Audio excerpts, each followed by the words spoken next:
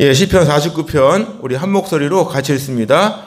뭇 백성들아 이를 들으라. 세상의 거민들아 모두 귀를 기울이라. 귀천 빈부를 막론하고 다 들을지어다. 내 입은 지혜를 말하겠고 내 마음 명철을 작은 소리로 읊조리로다. 내가 비유에 내 귀를 기울이고 수금으로 나의 오묘한 말을 풀리로다.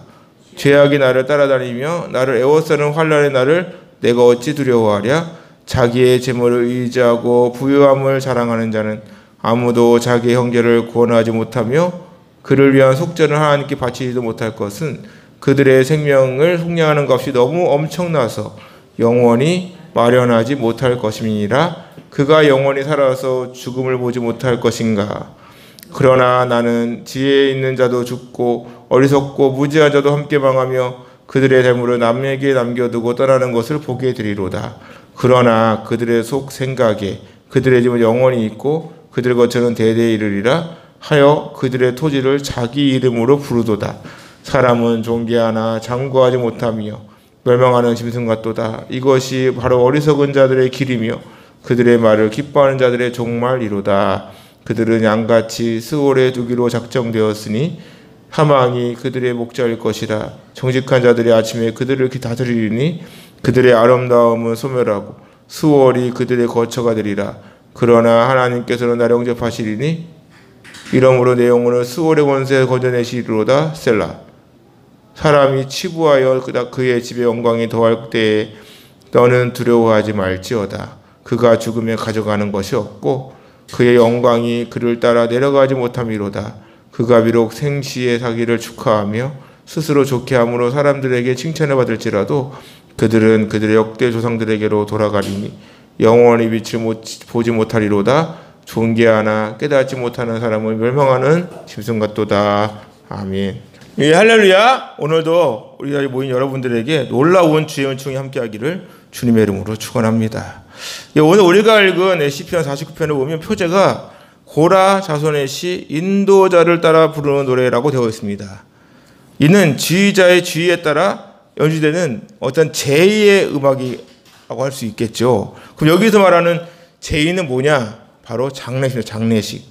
내용을 가만히 보면 장례식이에요.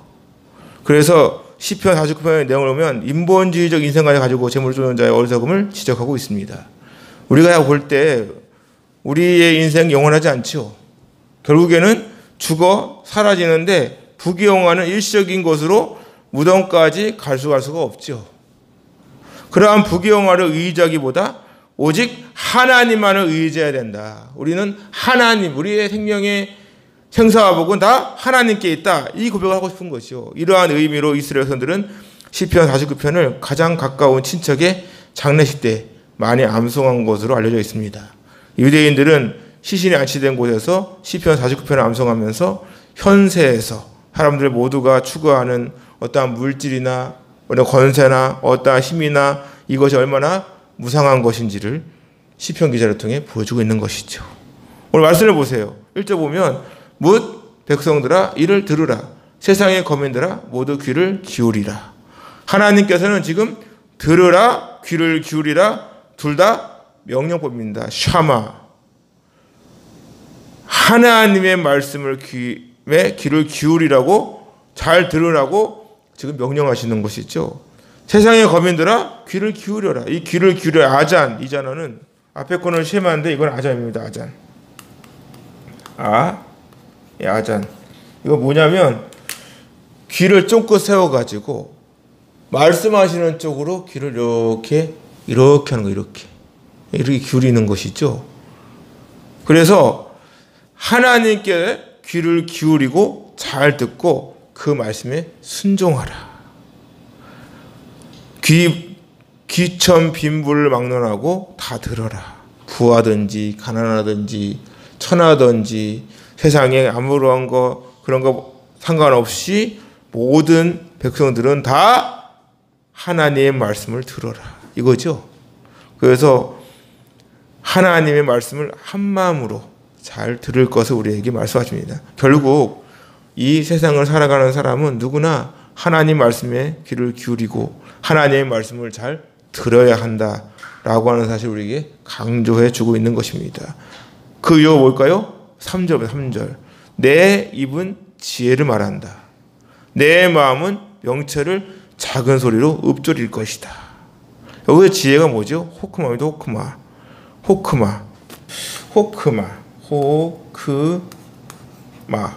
호크마입니다. 이게 학함이라는 단어를 썼는데, 이 학함은 뭐냐면 삶의 경험에 관련된 어떠한 태도나 어떠한 삶의 방식인 것이죠. 그래서 여기에서는 도덕적이나 윤리적인 것까지 다 포괄하는 것입니다. 그래서 세상적인 어떠한 처세술 또는 어떠한 기술, 어떠한 윤리 도덕 이런 것을 하나님의 뜻을 따라 사는 모든 것까지 다 포괄해주는 단어가 바로 학함이라는 단어죠. 여기 학함입니다. 온갖 죄악과 부조리로 가득 찬 세상 속에서 믿음을 지키고 진리를 수호하는 길을 하나님께서는 하나님의 말씀, 즉 성경을 통해 우리에게 자세히 보여주고 계십니다. 우상 숭배를 강요하는 어떠한 힘의 논리, 제국의 지배 종교 또는 여러 가지 다신론, 범신론 이런 사상에 대항하여 오직 하나님만이 유일한 신이다. 유일하신 하나님이다. 이 사실을 증거해 주고 있는 것입니다. 그래서 헬라 철학의 어떤 선악에 대한 가르침을 거부하고 하나님의 선에서 벗어난 인간의 악을 제시해 주고 있는 거예요. 우리는 우리의 인생과 생활 속에서 유일하신 하나님의 말씀대로 순종하며 실천하는 가운데 지혜를 얻고 깨달음 얻는 것입니다. 그것이 명철이잖아요. 명철, 빈, 히브리어 빈인데 이거는 어떤 거 분별하거나 어떤 식별하거나 이해하는 것입니다. 그래서 사회생활, 경제관념이나 물질생활, 성생활, 이웃관계 등 모든 면에서 하나님의 뜻을 실천하기 위해서는 지혜가 있어야 된다.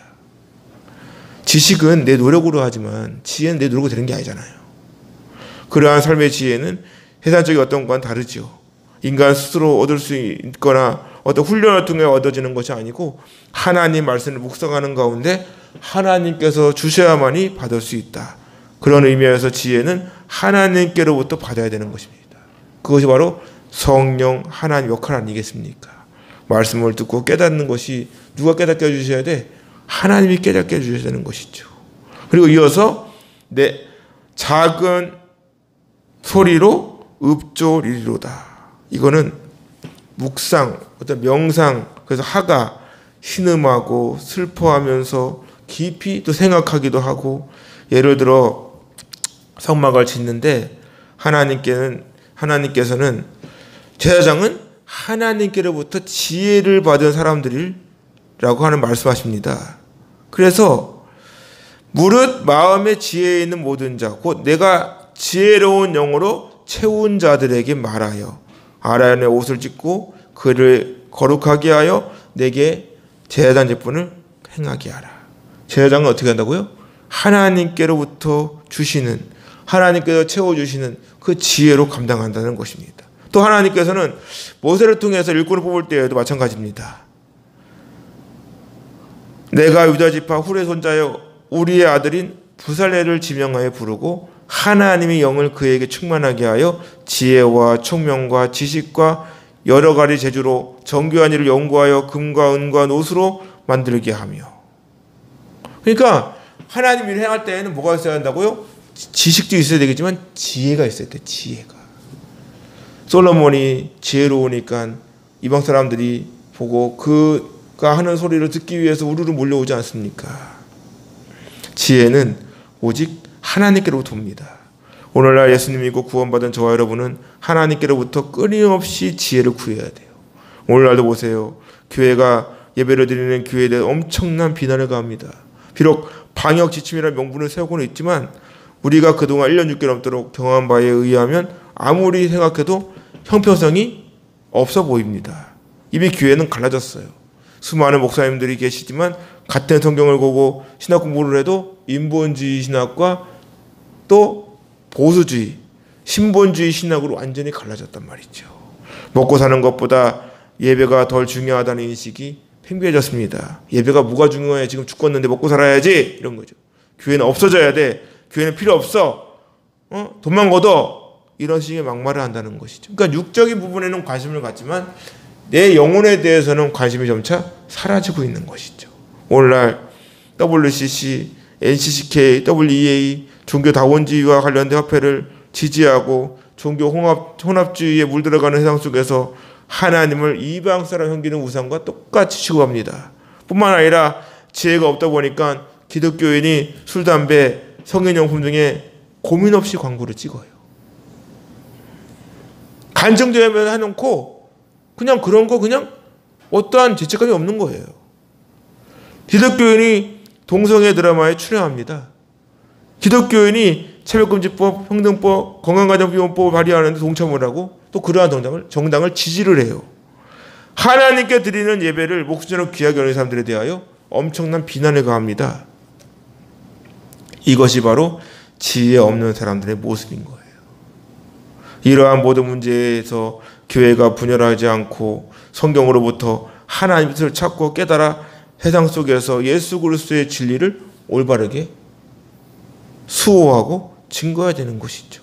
복음의 사명을 올바로 감당하기 위해서는 하나님 말씀을 통해 지혜를 구해야 합니다.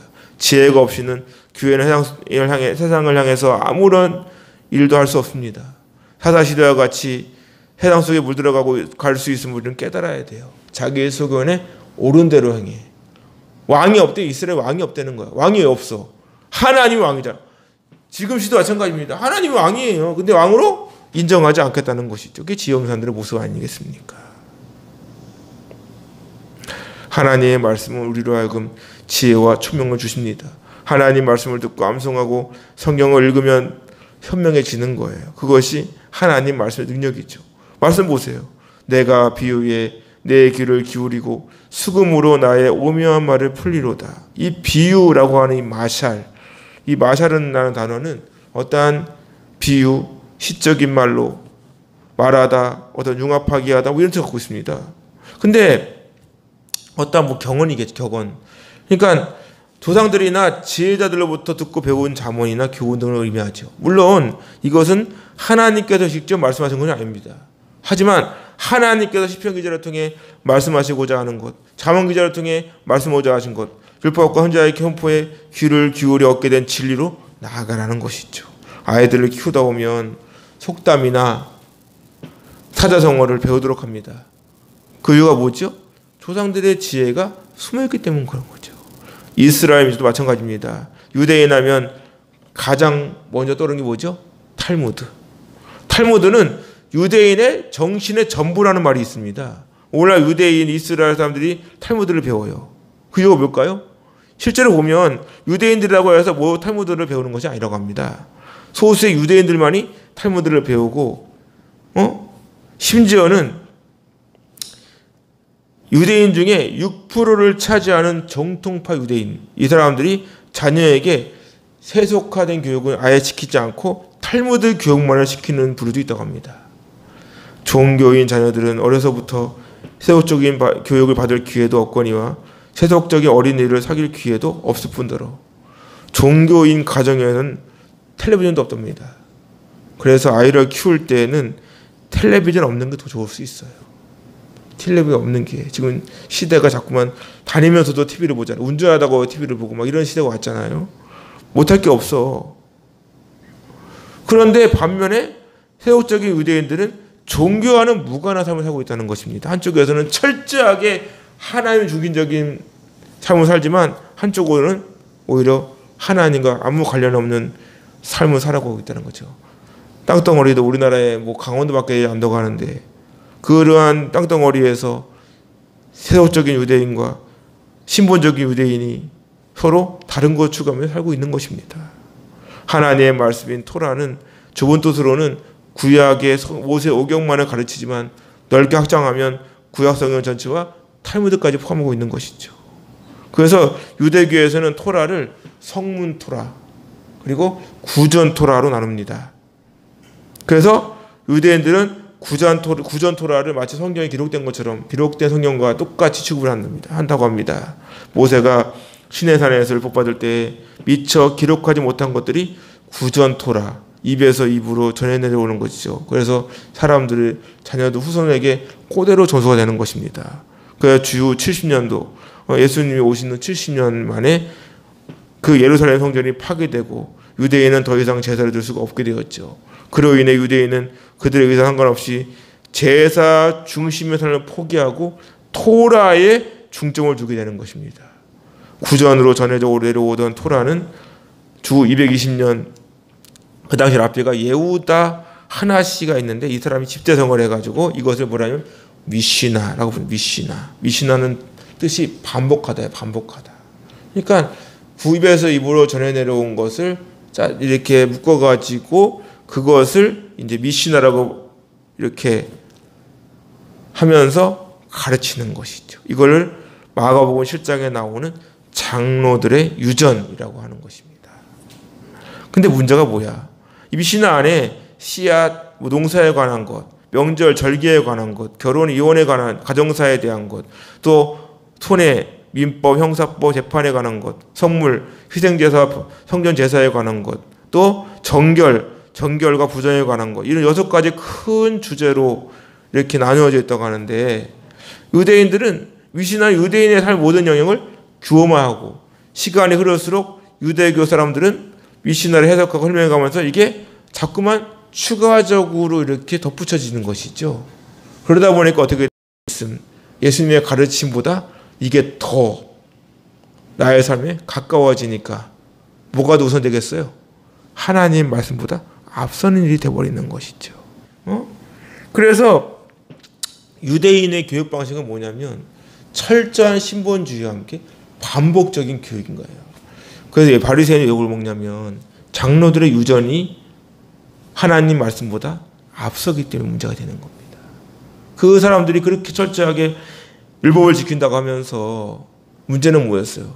예수님을 십자가에 못 박는 일에 앞장서잖아요. 그래서 시편기자 고백하는 거예요. 내가 비유에 내 귀를 기울이고 수금으로 나의 오묘한 말을 푼다. 내 귀를 기울인다. 하나님께서 하시는 말씀에 귀를 기울이겠다는 것이죠. 이거는 하나님의 말씀을 깨닫기 위한 시인의 노력인 겁니다. 우리가 하나님의 말씀을 한 번 읽고 어떻게 알아? 목사도 마찬가지입니다. 목사가 마이크 들었다고 해가지고 뭐 하면 다 하나님 말씀이야? 아니에요. 마이크 들면 목사는 뭐 신이야? 어떤 분은 심한 경우는 내가 하나님께 직접 들었다는 거야. 직접 들을 수 있겠지. 하지만 까딱하면 그것이 내 감정이 될 수 있는 거 아닙니까? 그래서 저는 원고를 꼭 쓰는 설교를 강조합니다. 저도 원고 써요. 이렇게 원고 쓰잖아. 원고를 써서 합니다. 저 원고를 쓰면서 계속해서 썼다 지웠다 하나님의 말씀을 더 깊이 또 읽고 또 읽고 또 읽고 하면서 도대체 무슨 말씀하고 싶은 것이냐를 자꾸 깨닫는 것이죠. 수금으로 나의 오묘한 말을 풀리로다. 우리가 하나님의 말씀을 읽거나 듣고는 있지만 이해하기 어려울 때도 많잖아요.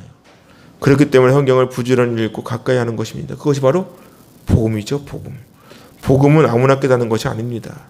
신약을 읽어보면 예수님께서 비유로 말씀하시는데 이거는 도무지 이해가 되지 않는 경우가 너무 많아요. 도대체 무슨 말을 하는 것인지. 그런데 하나님의 말씀을 깨달았을 때 그 감격은 무릎을 탁 치고 이런 말로 표현할 수가 없는 거예요.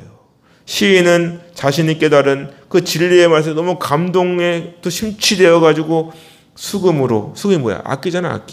악기로 하나님을 찬양할 수밖에 없음을 고백하고 있는 것입니다. 그것이 바로 예수님 믿고 구원받은 사람들의 감격이잖아요. 예수님 믿으면 삶이 달라집니다. 하나님을 찬양하고 복음을 듣고 전하고 싶어 견딜 수가 없어요. 자꾸 말씀을 가까이 하는 성령 충만의 가장 큰 증거가 뭔지 아십니까? 뭐 방언한답시고 뭐 가나다라 아바사 이게 성령 충만한 게 아니라고요. 성령 충만한 가장 큰 증거는 하나님의 말씀을 읽고 싶어서 견딜 수가 없는 겁니다. 계시의 완성은 성경 66권 외에는 없습니다. 없다고요. 더 있습니까? 없어. 있으면 이단이지 그건. 계시의 완성은 성경 66권 위에는 없다고요. 그러니까 그 말씀을 우리가 끊임없이 가까이 하게 하고 말씀을 듣고 싶고 복음을 전하고 싶어 견딜 수가 없는 것이 바로 성령 충만의 가장 큰 증거라고요. 제가 그래요. 제가 왜 할렐루야가 되겠습니까? 하나님을 만나니까 가만히 있을 수가 없는 거예요. 오늘날도 길거리에서 전도를 하고 이러한 시국에 헌법에 보장된 예배의 자유를 외치는 사람들을 보세요. 그 사람 뭐 광신도라 그런 겁니까? 하나님께 받은 은혜가 너무 크니까 방역지침을 지키고 안 지키는 게 아니라 지켜요. 지키면서 예배가 중요하다라고 하는 걸 강조하는 거예요. 그냥 무모한 게 아니라고요. 예수님 십자가의 복음을 말씀을 듣고 감격스러워서 가만히 있을 수가 없는 것입니다. 그것이 예수님 믿고 구원받은 사람만이 누릴 수 있는 축복이라고요. 말씀 보세요. 5절 보세요. 5절 한번. 죄악이 나를 따라다니며 나를 에워싸는 환난의 나를 내가 어찌 두려워하랴. 죄악이 뭡니까? 불법, 부정, 온갖 죄악들, 온갖 악한 것들이 나를 따라다니며, 이 따라다니며 아케브를 한다는데 이 단어는 뭐냐니까 교활하게, 음흉하게 숨어가지고 넘어뜨리려고 하는 자들을 말하는 겁니다. 넘어뜨리고 죽이려고 하는 사람들. 창세기를 보면 에서가 말합니다. 이삭이 축복을 하려고 가서 야 먹을 거 잡아와. 그랬더니 그 말을 듣고 엄마 리브가가 아내가 리브가죠. 리브가가 야곱과 이렇게 짝짝꿍 해가지고 야 가서 잡아오기만 내가 요리해줄게. 그리고 털을 이렇게 감싸가지고 에서와 같이 모습으로 이삭을 속이죠. 눈도 어둡고 하니까. 그런데 여기서 속였다라고 하는 말이 바로 아케브입니다. 아케브. 야곱이 에서를 속였다고 하는 그 의미가 아케브예요. 죄악은 특별히 드러내지는 않습니다. 누군가 나를 속이려고 할 때 그것을 알아차리는 게 있습니까? 사기치러 왔어. 사귄 거 알고 방어하는 분 얼마나 돼요? 거의 없어요. 우리나라는 참으로 희한한 것이 있습니다. 속임을 당한 사람을 더 욕해. 얼마나 바보 같으면 사기를 당하는 식으로 비난을 가합니다. 누가 더 나쁜 사람입니까? 순진한 사람, 꼬드기인 사람 나쁜 사람 아니에요? 근데 왜 당한 사람 욕을 먹어야 돼? 이거 참 희한한 거야, 희한한 거. 시편기로 고백합니다. 죄악의 나를 넘어뜨리려고 나를 따라다니며 나를 에워싸고 있다. 나를 내 주를 빙빙 돌면서 에워싸고 있는 거예요. 죄악의 나를 넘어뜨리려고 매복하여 숨어 있는 것뿐 아니라 환난의 날에 계속해서 나를 에워싸고 있는 것입니다. 환난이라는 단어는 악하다. 여기는 환난이 원문을 보지 않으면 혼란스러운 거야? 뭐 어려운 거야? 고난? 이렇게 이해할 수 있는데 이건 아예 악한 건데 악한 거. 라야 히브리어로 라. 악하다. 그래가지고 온갖 악한 것들이 자꾸만 나를 넘어뜨리려고. 그럼 뭐라고 고백해? 종말의 날에 내가 어찌 두려워하랴. 6절 보세요. 자기의 재물을 의지하고 부유함을 자랑하는 자는 아무도 자기의 형제를 구원하지 못하며 그를 위한 속죄를 하나님께 바치지 못할 것은 그들의 생명을 속량하는 값이 너무 엄청나서 영원히 마련하지 못한다. 자기의 재물. 이게 그냥 성경에는 재물로 번역했지만 원문을 보면 어떠한 힘과 능력과 부명예, 분대까지 권력까지 다 포괄하는 의미입니다. 이것을 의지한대. 바타우, 전적 신뢰입니다. 전적으로 신뢰하고 믿고 의지하는 거예요. 그러니까 어떻게 돼? 그런 것만 의지하니까 영혼에 대한 관심이 없는 거예요. 영혼에 대한 관심이 없는 겁니다. 이러한 사람은 아무도 자기 형제를 구원하지 못한다. 예? 아무도 자기 형제를 구원해내지 못한다. 그런 것을 자랑한다잖아. 스스로 내가 누군지 알아? 내가 이런 사람이야. 어떤 감투만 쓰면 아주 세상 무슨지 모르고 말이야. 이렇게 하나님을 두려워하지 않고 하나님 무서운 줄 모르고 떵떵거리며 살아가는 사람들에 대하여 자기 형제를 구원하지 못한다. 절대로 구원할 수 없다. 네버. 절대 그런 거로는 구원을 이룰 수 없는 거야. 쉽게 말해 구원을 세상 권세나 물질로 얻을 수 있는 줄 착각하는 건데 그렇게 얻을 수 있는 것이 아니라는 사실을 우리랑 깨닫게 해주시는 겁니다. 마태복음 보면 부자 청년이 있어요. 예수님 만나기 위해 옵니다. 어떤 사람이 와가지고 묻습니다. 선생님 어떻게 해야 무슨 선한 일을 하여야 영생 얻을 수 있습니까? 청년이 말을 하죠. 어찌하여 선한 일을 내게 묻느냐? 선하여 오직 한 분이시다. 내가 생명에 들어가려면 계명들을 지켜라. 이르되 어떤 계명입니까? 예수 말씀하니까 살인하지 말라, 간음하지 말라, 도둑질하지 말라, 걸정하지 말라, 부모를 공경하라, 내 이웃을 내 자신과 사랑하라. 뭐야? 10계명. 예수님 말씀을 듣고 성령은 상당히 말합니다. 이 모든 것을 내가 다 지켰는데 무엇이 또 부족합니까? 청년이 대답을 듣고 예수님 말씀하시죠. 내가 온전하고자 할진대 가서 내 소유를 팔아 가난한 자들에게 주라. 그리하면 하늘에서 보화가 내게 있을 것이다. 그리고 나를 와서 나를 따르라 그랬어요. 어떻게 했습니까? 이 청년이 되게 부자인 거야. 재물이 많아. 잃을 것이 너무 많은 거예요. 어떻게 해야 돼? 이 말씀을 듣고 근심하며 갑니다. 리페오라는 단어. 고통을 가하고 화나게 하고 기분 상하게 하다. 예수님 말씀이 청년으로 하여금 고통하고 근심하고 기분 상하게 하고 화나게 한 거예요. 이 청년은 나와요, 안 나와? 성경에 청년은 안 나옵니다. 더 이상 안 나와요. 이 청년은 성경에 이름도 없습니다. 오늘날 복음을 모르는 사람들의 모습이 이어갔다는 거예요. 교회에서 11조를 드리는 거에 대하여 얼마나 많은지 모릅니다. 야, 11조 그거 할 필요 없어. 그거 안 한다고 지옥 가는 것도 아니야. 이러는 거예요. 그것은 주님의 은혜와 사랑을 모르기 때문입니다. 그래서 예수님께서 뭐라 그래요? 그때에 내가 너희 그들에게 밝히 말하되 내가 너희를 도무지 알지 못하니 불법을 행하는 자들아 내가 떠나가라. 그와 함께 그를 위한 속전을 하나님께 바치지도 못할 것은 그랬어요. 속전이 뭡니까? 몸값이 몸값. 노아의 방주에 나오는 역청이라는 단어. 모세의 갈대상자에다가 발랐던 역청. 그게 다 카코페르 똑같은 단어입니다. 결국 모두가 누굴 예표하는 거야? 예수님의 십자가 대속을 의미하는 것입니다. 이러한 속전을 하나님께 바치지도 못한다. 절대로 하나님께 바칠 수 없다. 그리고 뭡니까? 8절 보면 그들의 생명을 손양하는 값이 너무 엄청나서 영원히 마련하지 못할 것이다. 그들의 생명을 손양하는 값이 엄청나기 때문에 너무 가치가 있기 때문에 생명을 소중하게 여기지 않아서 어디 있겠습니까? 이 세상을 살아가다 보면 죽음에서 살아온 사람들의 이야기를 동료 듣게 되죠. 자살하려고 목상에 뛰어내렸는데 나무에 걸려 살았어.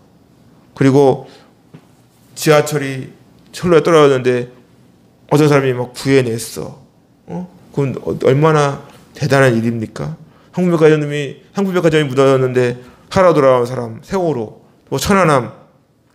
이러한 사람은 목숨이 얼마나 귀한지를 다시 생각해 봅니다.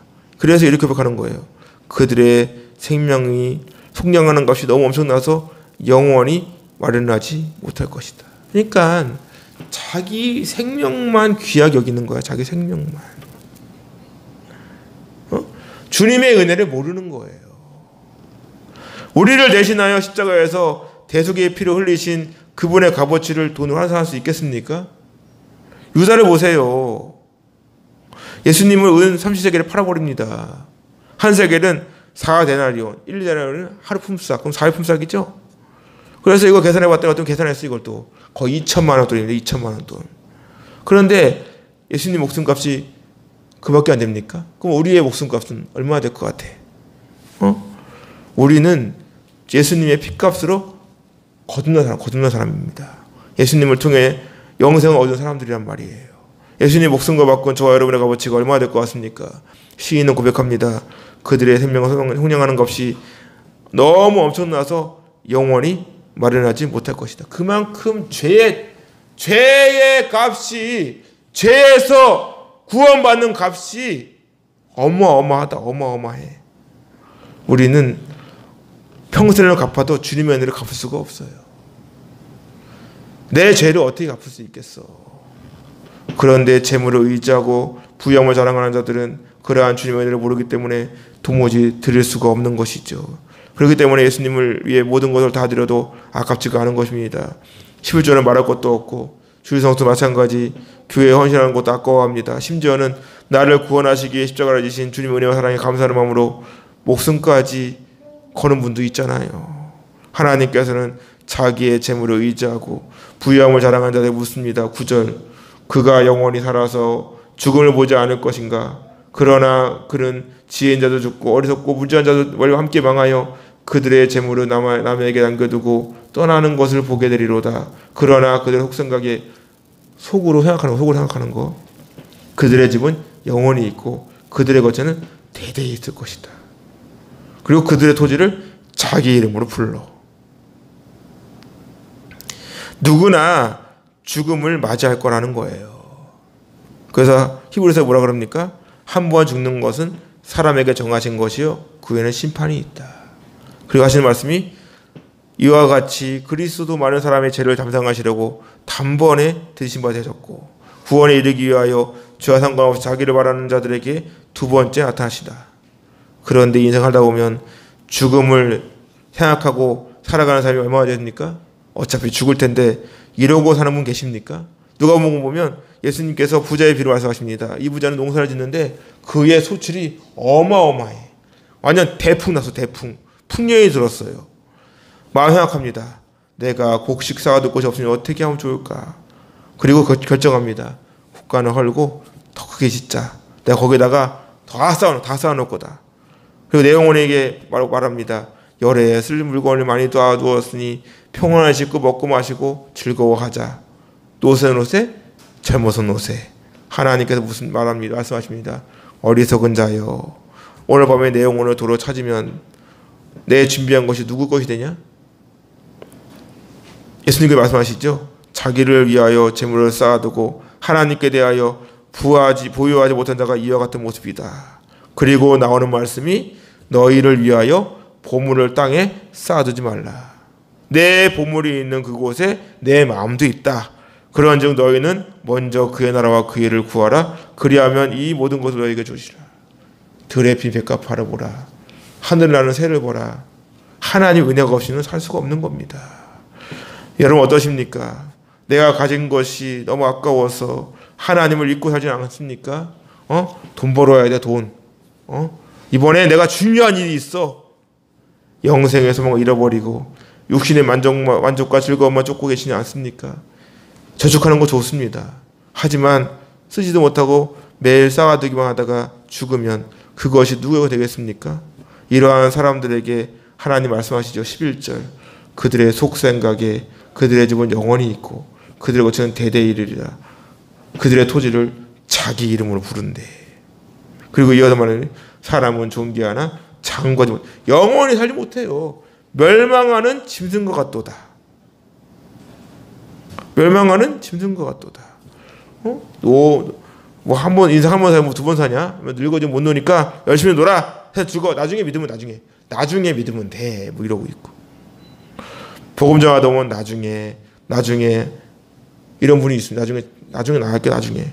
그러다가 정말 그냥 돌아가신 분 봤어요. 우리가 육신의 즐거움을 쫓다가 하기에는 우리의 인생이 그렇게 길지 않습니다. 그래서 말씀하십니다. 사람은 존귀하나 장구하지 못하며 멸망하는 짐승과 같도다. 이 존귀하다는 예카르한다는 이 예카르 귀정이 여기다 가치가 있다 소중하다. 사람은 소중하지 않은 사람은 없습니다. 다 값어치가 있어요. 그게 왜 그럴까요? 하나님께서 창조하셨기 때문에. 누구나 예수님 믿으면 구원받을 수 있습니다. 그럼에도 하나님을 알지 못하고 멸망하는 짐승과 같은 사람이 같이 살아가는 분이 있죠. 멸망하다. 이거 뭐죠? 완전히 하나님의 약속으로부터 떨어져 나갈 언약이 파괴되는 거예요. 언약이 파괴되는 거. 시편 14편 보니까 어리석은 자는 그 마음에 이르기를 하나님이 없다. 그러니까 어떻게? 그들은 부패하고 그 행실을 가정하고 선행하는 자가 하나도 없다. 결국 하나님을 인정하지 않고 하나님을 모르는 사람들의 그 삶은 영생을 생각하지 않는 거죠. 은혜도 모르고 십자가 하나님을 모르기 때문에 그들의 삶은 어리석기만 한 겁니다. 그래서 멸망하는 짐승과 같다는 것이죠. 깨닫지도 못해. 그러니까 재물을 의지하고 짐승은 하나님의 말을 잘 못 듣잖아요. 말을 못 알아듣잖아요. 그럼 어떻게 돼? 하나님을 모르는 사람들과 함께 어울리고 이들의 말을 듣고 살아가는 사람의 끝이 멸망하는 짐승과 같다. 자기가 먹고 사는 것만 중요하지 하늘의 상급이나 영생에 대해서는 아무런 관심이 없는 겁니다. 이러한 사람들은 아무리 하나님 말씀을 전하고 가르쳐 주어도 도무지 들으려고 하지 않습니다. 그래서 말씀하시는 것이 뭡니까? 14절. 그들은 양같이 수월에 두기로 작정이 되었다. 그들은 이미 수월에 두기로 완료. 그렇게 정해졌다는 것입니다. 그래서 인생에는 우리에게는 택자가 있고 불택자가 이미 정해져 있는 거예요. 그럼 누가 그러겠지? 그럼 전도할 필요 없겠네요? 우리가 그들이 누군지 알아? 그러니까 전도를 해야 되는 거예요. 그들이 하나님 잃어버려 하는 인생 뒤에서 가가지고 복음 전하면서 빨리 오라, 돌아와 돌아와 하면서 계속 복음을 전해야 되겠죠. 정직한 자들이 아침에 그들을 다스리니 그들의 아름다움은 소멸하고 수월이 그들의 거처가 되리라. 정직한 자는 뭐지요? 하나님을 믿고 정직하고 올바르게 하나님 말씀에 순종하며 하나님께 인도함 받고 살아가는 사람이 있죠. 이들이 그들을 다스리게. 그들이 누굽니까? 재물을 의지하고 부함을 자랑하고 자신의 힘과 권력을 가진 걸 굉장히 드러내고 자기 의만 드러내는 사람들, 이런 구원받지 못할 영혼들을 다스리고 통치하고 지배하게 될 것을 말씀하시는 거예요. 그들의 아름다움 소멸하고 수월이 그들의 거처가 될 것이다. 영원할 줄 아냐? 권불 10년이란 말이 있죠. 자신의 권세가 영원할 줄 알고 살아가는 사람들의 끝은 쇠약해지고 헤어지고 결국에는 고통과 슬픔, 괴로움이 임하게 될 것이다. 이게 바로 구원받은 자와 심판받을 자의 차이죠. 계속해서 자신을 위해서 더 집을 샀는데 더 큰 집 막 이런 거. 더 좋은 차. 영생에 관해서는 아무런 관심도 없고 오히려 하나님 믿는 사람들에서 이런 말 저런 말 손가락질하면서 막 비난하고. 하지만 이 자리에 모인 저와 여러분은 하나님을 만나게 될 줄로 믿습니다. 15절 보세요. 하나님은 나를 영접하시리니 이러므로 내 영혼을 수월의 권세에서 뭐 한다고요? 건져내실 것이다. 여기서 나는 누굽니까? 바로 이 자리에 모인 저와 여러분인 줄로 믿습니다. 예수님 믿고 구원받은 하나님의 자녀들, 하나님께 나를 붙잡고 계시기 때문에 우리는 지옥 갈 일이 전혀 없다. 예수님 십자가 은혜와 사랑으로 우리를 건져주신 것, 그것이 바로 하나님의 은혜입니다. 죽은 인생이었는데 하나님 예수님 믿음으로 알면 건짐받은 거 아닙니까? 그래서 이렇게 고백합니다. 사람이 치부하여 그의 인생을 더 이상 뭐 한다고요? 그의 집의 영광이 더할 때 너는 두려워하지 말지어다. 두려워하지 말지어다. 우리는 하나님만 바라보고 하나님을 따라가고, 여기 치부하여라고 하는 아사르 이 단어는 뭐냐면 번영하다, 부유하다, 풍부하다, 쭉쭉 뻗어나가다 이겁니다. 이는 하나님께서 부유하고 풍성하고 형통하게 될 때 너는 두려워하지 마라. 내가 왜 이러지? 이게 아니라 하나님의 축복. 왜일까요? 그가 죽음에 가져가는 것이 없고 그의 영광이 그를 따라 내려가지 못할 것이다. 어머니면 키라는 단어 왜냐하면이라 들어가 있습니다. 죽어도 가져가는 것이 없기 때문에 이 땅에 사는 동안에 마음껏 누리고 하나님을 위해 쓰임 받고 우리 가면 되는 겁니다. 가져가는 수 누가 가져가요? 공수란 말이 있잖아요. 올 때도 빈손으로 왔지만 죽을 때도 그냥 빈손으로 가는 거예요. 아무리 세상 속에서 모든 것을 가졌다고 하더라도 태어날 때처럼 빈손으로 그냥 가는 겁니다. 그러니까 이 자리에 모인 저 여러분은 계속해서 베풀어야 돼요. 말씀 보세요. 그가 비록 18절 생시에 자기를 축하하며 스스로 좋게 함으로 사람들에게 칭찬을 받을지라도 그들은 그들의 역대 조상에게로 돌아가리니 영원히 빛을 보지 못할 것이다. 살아생전에 자기와 부와 영광을 누리고 아무리 사람들로부터 좋은 소리를 들었을지라도 하나님을 인정하지 않고 예수님 믿지 않은 사람들은 영원히 빛을 보지 못할 것이다. 이건 바로 구원받지 못한 사람들의 말로입니다. 세상에서 부유하게 살다 보니까 하나님을 믿을 이유도 모르고 그럴 이유가 없는 것이죠. 그러니까 오히려 하나님 믿는 사람들에 대하여 찌질하게 봐. 마음이 연약하니까 하나님 믿는 것이지 뭐. 하나님 믿으면 밥이 나와 떡이 나와 이러고 있고 말이야. 표명합니다. 정말 그렇습니까? 이 자리에 모인 저 여러분이 정말 할 일이 없어가지고 이 자리에 모인 것일까요?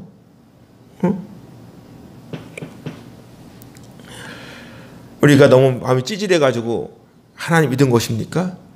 내가 하나님 믿는 겁니까? 하나님을 선택하신 거예요. 예수님의 십자가, 은혜와 사랑의 그 고귀함을 알기 때문입니다.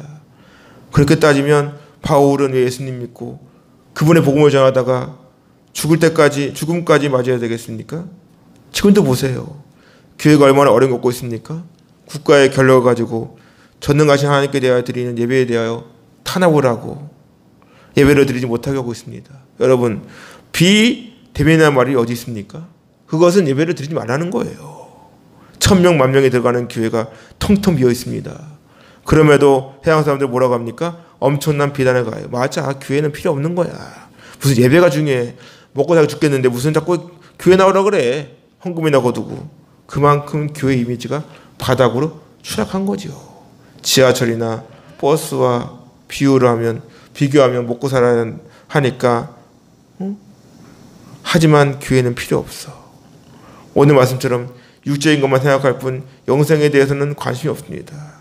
그럼에도 열심히 예배의 자유를 외치며 매스컴이나 해당 사람들에게 엄청난 비난을 받고 불이익을 감수하면서까지도 예배를 드리는 교회가 있습니다. 부산 세계로교회, 은평제일교회, 사랑제일교회, FC면 성결교회 등등 그 외에도 얼마나 많은 교회들이 또 바알에게 절하지 않은 7,000명과 같이 열심히 예배를 드리고 하나님의 복음을 전하는지 모릅니다. 이런 분들이 왜 그렇게 예배를 외치겠습니까? 이분들이 교회가 적어서 그런 겁니까? 남들의 교회 다 교회도 크더라고. 또 오히려 예배를 드림으로 인해 엄청난 비난과 불이익을 겪고 있습니다. 그럼에도 예배를 드리는 것은 코로나를 두려워하기보다 방역지침에 따른 불이익보다 하나님의 은혜와 사랑을 알기 때문입니다.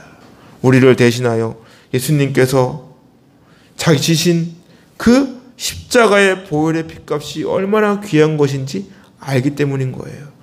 돈으로 환산할 수가 없습니다. 그래서 바울은 고백합니다. 너희는 그 은혜에 의하여 믿음으로 말미암아 구원을 받았으니 이거 너희에게도 난 것이 아니요 하나님의 선물이다. 행위에 난 것이 아니니 이는 누구든지 자랑하지 못하게 함이라. 우리는 이미 죽은 목숨입니다. 그런데 예수님을 믿음으로 영생을 얻게 된 거예요. 저는 지금 죽어도 여한이 없습니다. 하나님께서 지금 나를 데려가신다고 해도 그저 감사할 뿐이에요. 저는 매번 강단에 오를 때마다 고백합니다. 오늘 이 설교가 저의 마지막 설교가 되게 하옵소서. 그러한 심정으로 그냥 이 자리에 섭니다. 사랑하는 이 자리에 아침마다 기도에 모인 여러분, 이 세상 풍조를 따르지 마세요. 하나님께서는 오늘도 살아계셔서 이 자리에 함께 알고 계신 줄로 믿습니다. 우리는 하나님께 함께하는 그 자체가 축복입니다. 항상 기억하세요. 하나님은 여러분을 사랑하십니다. 이 자리에 모인 저 여러분은 하나님께 택함받고 하나님께 붙들린 사람들입니다. 그렇기 때문에 절대로 지옥 갈 일이 없어요. 하나님께서 반드시 우리를 영원한 천국으로 인도해 주실 줄로 믿습니다. 구원의 확신을 가지세요. 그와 함께 하나님께 받은 은혜와 사랑을 세상 사람과 나누세요. 그리고 열심히 복음을 전하세요. 결국 결론이 이렇게 납니다. 존귀하나 깨닫지 못하는 사람은 멸망하는 짐승과 같도다. 구원받지 못한 사람의 말을 듣지 마시고 하나님의 음성에 귀를 기울이세요. 영원히 살 것처럼 꿈을 꾸고 내일 죽을 것처럼 오늘을 살라는 말이 있습니다. 저는 장례식을 할 때마다 빼놓지 않는 말이 있어요. 장례식을 집례하잖아, 목사니까. 그럴 때마다 빼놓지 않고 하는 말이 있어요. 사람은 누구나 이렇게 생각합니다. 나는 어디로부터 와서 어떻게 살다가 어디로 가는가? 이러한 질문은 누구나 한 번쯤 합니다. 그런데 어디를 보아도 정확한 답이 없죠. 그런데 정확하게 답을 알려주는 곳이 딱 한 군데 있습니다. 바로 성경. 성경은 정확한 답을 우리에게 말씀해 주십니다. 바로 하나님입니다. 하나님께로부터 와서 하나님을 위해 살다가 하나님께로 가는 것이 우리의 인생이죠. 그래서 바울은 고백합니다. 우리가 살아도 주를 위하여 살고 죽어도 주를 위하여 죽나니 그러므로 사나 죽으나 우리가 주의 것이로다. 이를 위하여 그리스도께서 죽었다가 다시 살아났으니 곧 죽은 자와 한 자의 주가 되려 하심이라. 내가 어찌하여 내 형제를 비판하느냐? 내가 어찌하여 내 형제를 업신여기느냐? 우리가 다 하나님의 심판대 앞에 서리라. 우리가 살아도 주를 위하여, 죽어도 주를 위하여, 우리는 주의 것이다 라고 하는 바울의 고백처럼 이 세상 풍조를 따르지 말고 세상 논리에 빠지지 마시고 오늘 하루도 나를 구원하여 주신 주님의 은혜와 사랑에 감사하는 마음으로 주의 영광을 위하여 힘차게 할렐루야 외치며 전진하시고 내 심장이 멈추는 날까지 주님과 함께하는 복된 삶이 되기를 주님의 이름으로 축원합니다.